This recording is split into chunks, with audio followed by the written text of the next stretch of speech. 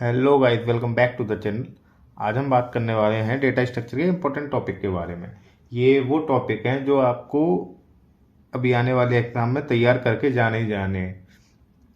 और खासा इन टॉपिकों की बात ये है कि इनमें वो कोड वाली दिक्कत नहीं है कि आपको कोड या एल्गोरिदम लंबे लंबे एल्गोरिदम रटने पड़ेंगे जब ही हो पाएंगे। आप बिना उनके भी इन टॉपिकों को तैयार करके अच्छे मार्क्स गेन कर सकते हैं पेपर में। ठीक। तो सबसे पहले यूनिट 1 को डिस्कस किया है। यूनिट 1 में जो ऐसे टॉपिक हैं जो बिना कोड के काम चल सकता है इनको करने के लिए, तो सबसे पहले बेसिक इंट्रोडक्शन। बेसिक इंट्रोडक्शन इसमें से टॉपिक में से कुछ समझ जाते हैं कि data structure, type of data structure, primitive, non primitive, ऐसा क्वेश्चन। ठीक। तो वो जैसे हमने अपनी प्लेलिस्ट में डिस्कस भी किया है, पहला जो पार्ट है उसमें ये सारी चीज़ें डिस्कस की गई हैं। अब आप एरे और लिंक लिस्ट में डिफरेंस करें इसी यूनिट में से। एरे और लिंक लिस्ट में डिफरेंस तो करें ही करें 100%।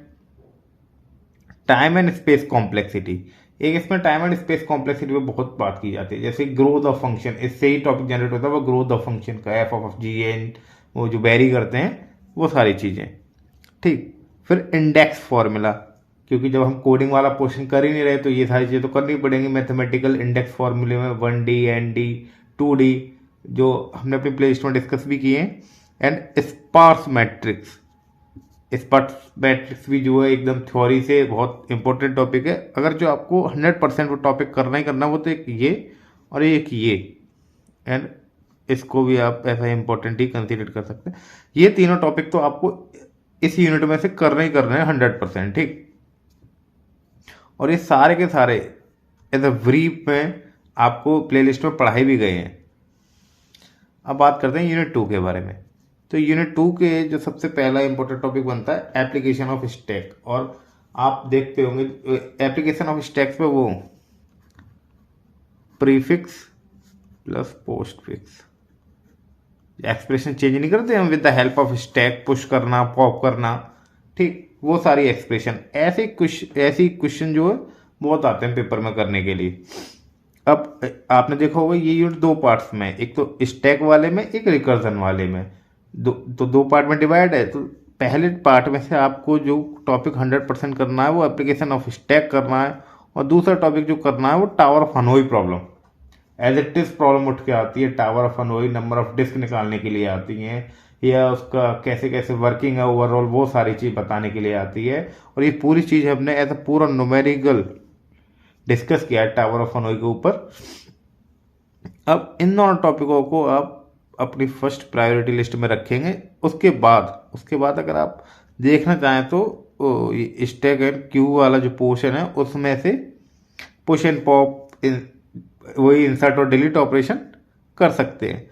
देन रिकर्जन और ये टेल रिकर्जन इसलिए रख रखा है कि 2 मार्क्स में बहुत बार पूछा गया है टेल रिकर्जन कुछ नहीं होता, इसी का टाइप होता है रिकर्जन का। और इसका एग्जाम्पल, बड़ी खास बात यह है कि जो टावर ऑफ हनोई है वो टेल रिकर्जन का एग्जाम्पल भी है। ठीक।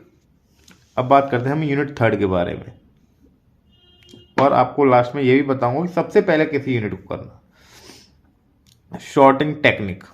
अब बात जब शॉर्टिंग की आती है तो किसी से भी पूछो, आप 6ठी क्लास के बच्चे से भी पूछेंगे तो वो भी आपको छूटते कह देगा क्विक शॉर्ट को सबसे पहले पढ़ना, देन आप हीप शॉर्ट पढ़ना,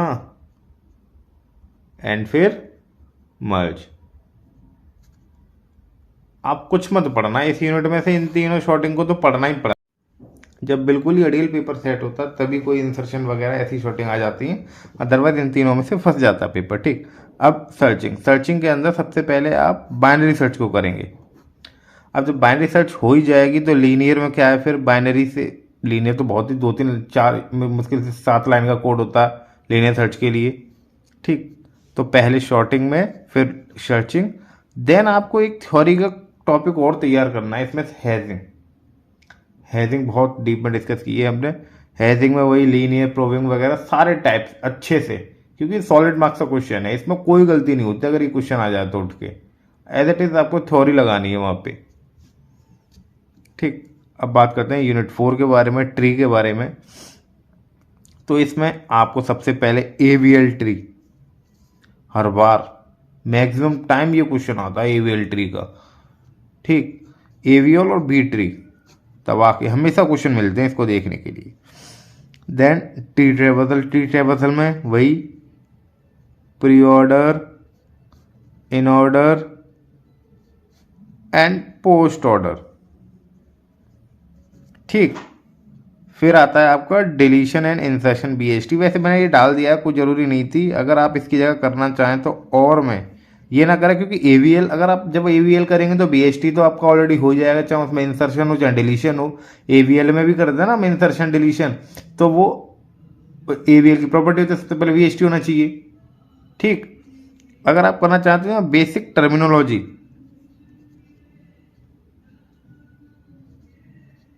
ऑफ ट्री कर सकते हैं। ठीक,